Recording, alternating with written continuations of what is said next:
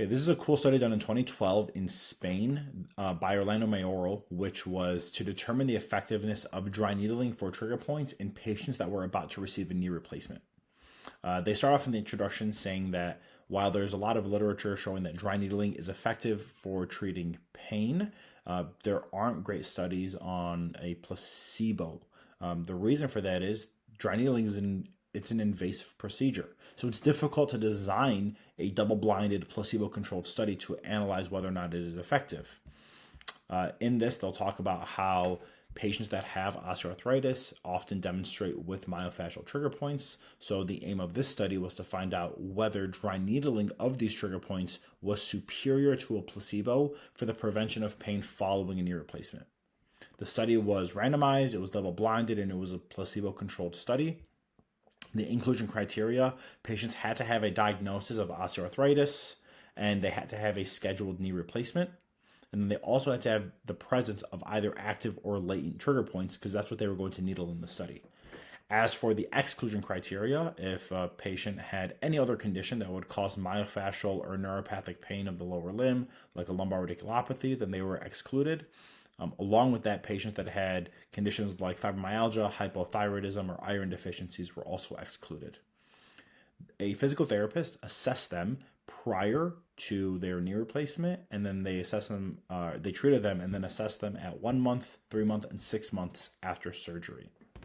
That physical therapist was blinded to who was receiving dry needling. There were two groups. There was a true dry needling group and then a sham dry needling group.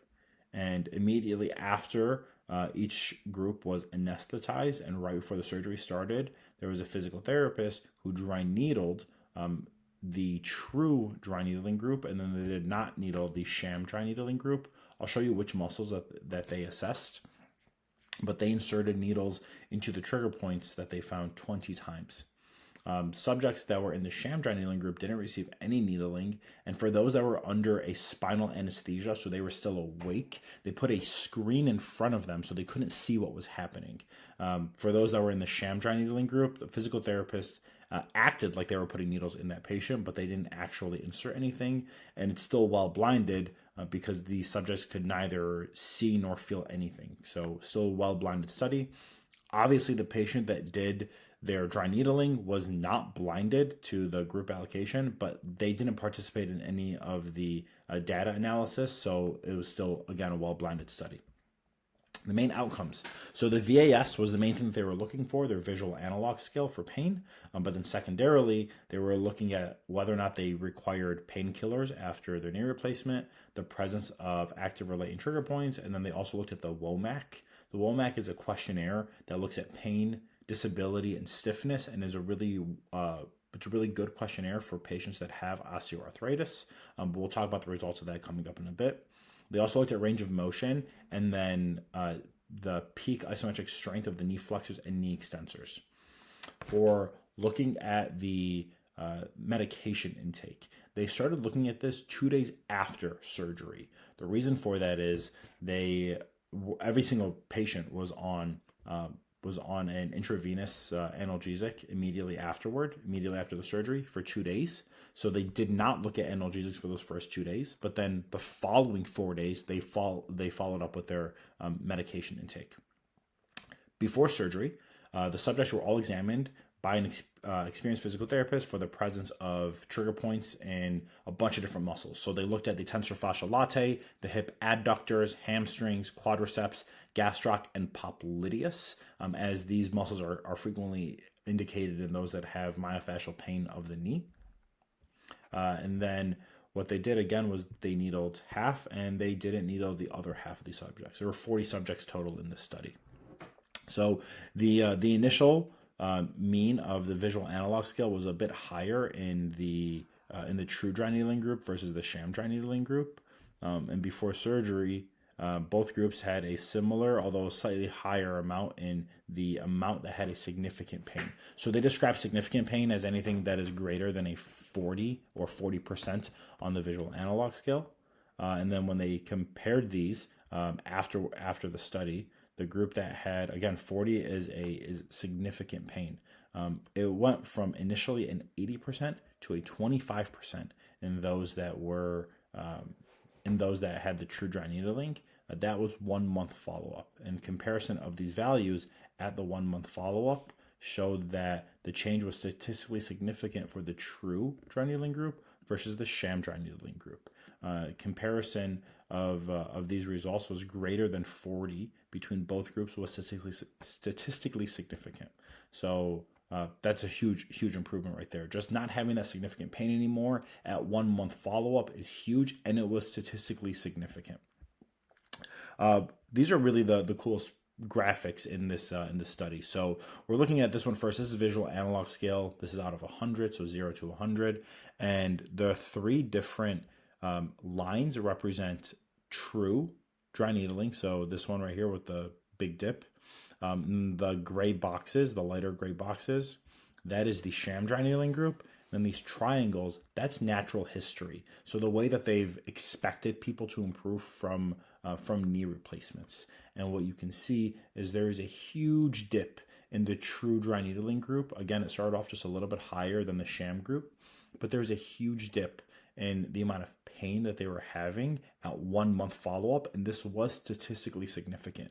Now, that was not statistically significant at 3 months or at 6 months. So essentially, it normalized at 3 months and 6 months, but look at how big of a dip this is. And this group that has the group that had the true dry needling group, where they are at 1 month follow-up is pretty close to where the 6 month follow-up is for the sham dry needling group. So that's a huge improvement. They essentially had the pain relief at 1 month compared to it took 6 months in the group that did not get dry needling done. Now that's for the VAS, but remember that anything that was over 40% was considered significant pain. And in this group, look at how much more it dipped in the group that had true dry needling. And again, it is pretty much on par with 6 months of the sham dry needling group. So that's a huge improvement for those that had dry needling done. So when comparing the outcomes of the visual analog scale and then a visual analog scale that's more than 40% in our study with previously reported results of natural history of pain for total knee arthroplasty. So again, natural history is what they expected or what has been happening naturally after knee replacements. The results of the sham dry needling group almost completely matched the result of natural history. So there was no effect from like that placebo, meaning just because they thought they got dry needled, it didn't actually lead to any improvements in their outcomes. They followed natural history.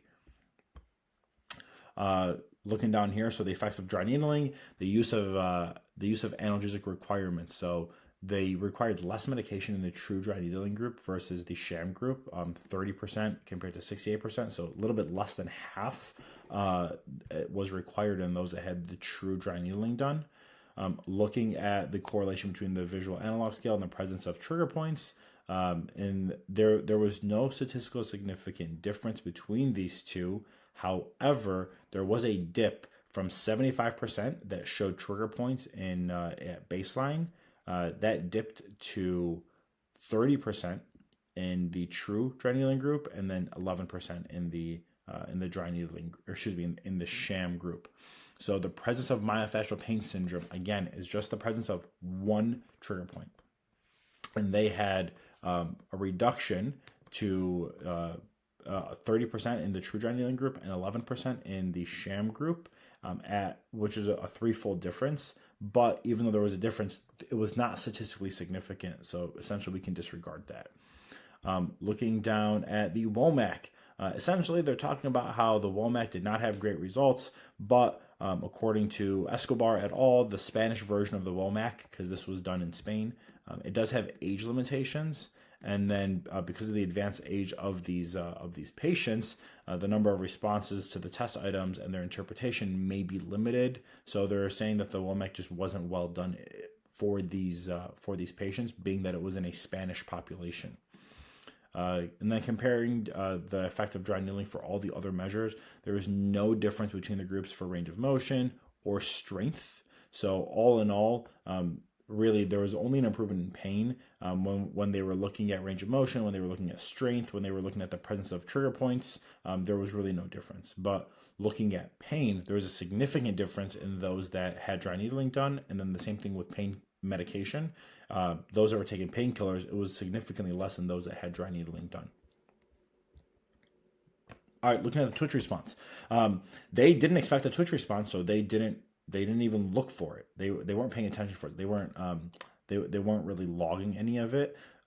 Considering that a twitch response is a spinal reflex, so because all these patients were on anesthesia or had a spinal block, they did not expect to see any trigger points. But then, to their surprise, they did see trigger points in some of the muscles in most of the subjects that had in the true dry needling group. So that was just interesting to note. Again, they didn't really log for it, just being that they didn't expect it. But it's pretty cool that even though these patients were knocked out on anesthesia, they still saw a twitch response in them. Okay, looking at a conclusion. So a single brief and safe dry needling treatment applied under anesthesia in lower limb myofascial trigger points reduced the pain in the first month following a total knee replacement. When pain was at its highest, dry needling for the trigger points in the lower limb allowed patients to reach the same degree of pain reduction in 1 month as the subjects with natural history or placebo intervention at 6 months. Again, look at this. So at 1 month, this was about as much as 6 months for the sham dry needling group. All right, so some of the limitations of this study really quickly is that they were doing a pistoning technique. So they were going back and forth into these trigger points. Again, they tried doing it 20 times in the trigger points, which looking at some other studies, doesn't have the best outcomes. It's actually shown to cause a little bit too much damage. So the results could have been a bit better. They also didn't talk about how long they left the needles in situ or whether or not they used any electrical stimulation. So I do think this could have had even better results, but this is a pretty cool study that just shows the effects of dry needling in patients just before they receive a knee replacement.